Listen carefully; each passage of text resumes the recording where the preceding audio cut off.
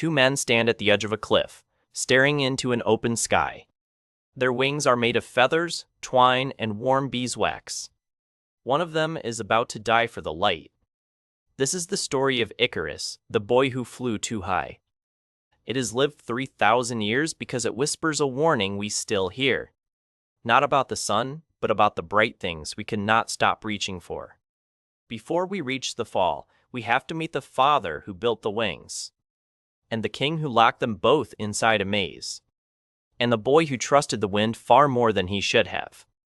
It begins on an island ruled by gold, by pride, and by fear, and a craftsman the ancient world called the greatest mind alive. Stay with me, the fall is coming, and the fall is slower than you think. The father was Daedalus, an Athenian inventor, and his name still means genius itself. He could design almost anything, from moving statues to puzzles no tongue could ever unlock. Kings called on him when their problems outgrew their thrones, and they feared him once they were solved. But Daedalus had his own troubles long before Crete, because genius always makes a long list of quiet enemies. He had once shown his jealous sister Perdiccas a design that killed her young son, and Athens exiled him for it. He never quite forgave himself for that quiet piece of his past, and it made him a lonelier, gentler man on Crete. For a while, the greatest of those kings was Minos, ruler of the proud island of Crete. Crete was the richest seafaring kingdom in the ancient Mediterranean, its ships on every distant horizon. Minos asked Daedalus to design something cruel, a prison the world had never quite seen before. That prison was the Labyrinth, a maze so twisted that its own maker nearly lost himself inside it. At its center lived the Minotaur, a creature half man and half bull, the size of a young oak tree.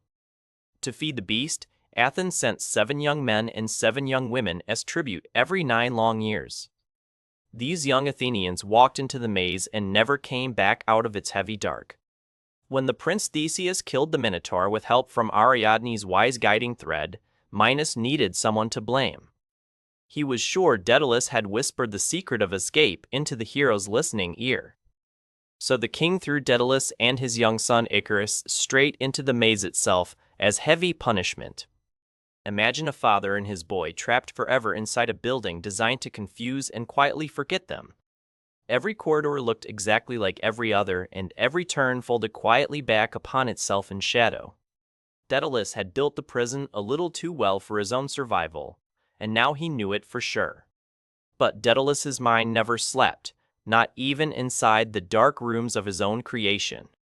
He looked up through the stones, and there was an answer above him, drawn in sky and quiet light. Birds flew in and out of the maze as they pleased on simple, steady feathered wings. If small wings could carry birds over stone walls, larger wings could carry men above them. So Daedalus began to gather every loose feather the wind dropped near the prison's cold outer edge. He twisted them with thread, shaped them like a bird's, and sealed the shapes with melted pale wax. The wax was the secret heart of the whole plan, too soft for the sun, too brittle for the cold sea.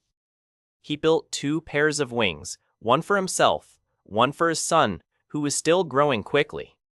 The plan was simple as a sail, fly west over open water and at last reach distant home. But here is where the story tilts, the way all great legends quietly tilt just before the fall. The night they planned to fly was moonless, and the air over Crete hung very still. Daedalus bound the wings to his son's shoulders with trembling hands, just before the smallest dawn.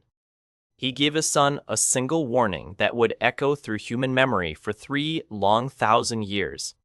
Keep to the middle path, he said. Too low, the sea will swallow you. Too high, the sun will melt the wax from your wings. Icarus nodded. Up to that morning, he had always listened to his father's quiet voice. They rose into the darkness, and the white walls of Crete fell away beneath them, like a whispered dream. The whole island lay naked below them, the palace, the harbor, even the maze that had held them. The dark sea ahead of them smelled of salt and distance, and the rising sun looked like spilled honey. His father flew just behind him, close enough to keep a careful eye, far enough to let the boy breathe. The sea stretched forever below them, blue and cold, glittering like hammered silver in the early sun. For a long while, the boy flew exactly the way his father had taught him how to fly. But then the sun climbed higher, and something new rose quietly in the boy's warm chest. It was older than language and louder than any warning his father had ever given him. He had spent his whole young life staring up at the sky through cold prison walls of heavy stone. Now, for the first time in his life, the sky was his, and no wall could ever take it back from him. So Icarus began to climb, just a little at a time, a little higher and a little higher. This is the moment the whole legend has remembered for 3,000 years, the hinge of the whole story. Up close to the sun, the wax began to soften along the upper edges of his pale left wing. The feathers began to peel away, one by one, drifting down toward the sea like small black snow. Icarus flapped harder, but flapping only made the wax fall faster from his bare shoulders. He tried to turn back toward his father, but the wind, almost in anger, had other plans for him.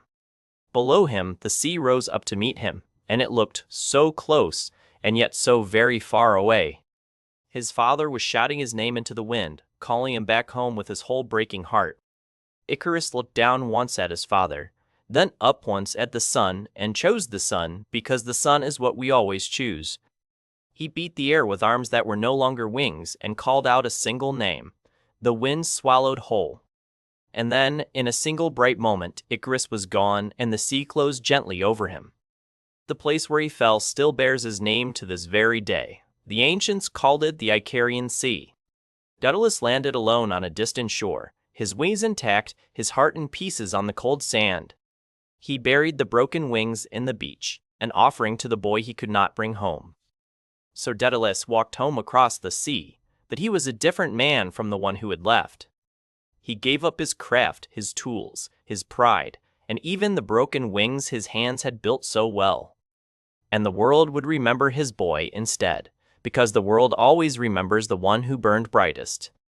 The Greeks told this story as a warning, but also as a kind of trembling, honest praise. Icarus did not die because he was foolish. He died reaching for a thing the world said he could never touch. We remember him the way we remember every beautiful, reckless mistake we ever made ourselves in youth. But here's the strange and stubborn part of the legend, the part that has never let us go. We keep building wings anyway, knowing full and well that the wax might melt long before we land. There is a small, stubborn flame in every human heart that simply refuses to stay on the cold ground. That flame has carried us out of dark caves, across cold seas, and out beyond the edge of our own atmosphere. Icarus fell, but the hunger he carried for the bright ceiling of the world did not fall with him. In every age, we name that hungry fire after him, and somehow, against all wisdom, we keep on building. We climb higher, all of us, into light we were never quite promised, with landings we cannot quite guarantee. And that, perhaps, is why this small Greek tale has outlived every empire that ever tried to silence it.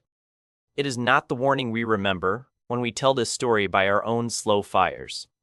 It is the wild hunger for the light up there, the kind of hunger that rebuilds new wings every single generation. If this legend stirs something quiet in you, there are dozens more like it waiting just down the road. Pick the one that tugs the hardest at your chest, and let it pull you in quietly by the fire.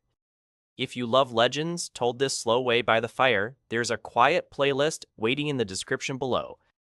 Drop the name of the next myth you would love to hear retold in the kind comments down below.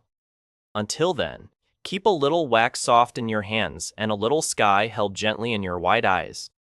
When the light calls your name from above, climb toward it anyway, but remember to listen for the quiet wind. I will see you at the next legend, when the cold stars begin to fall softly over the dark hills.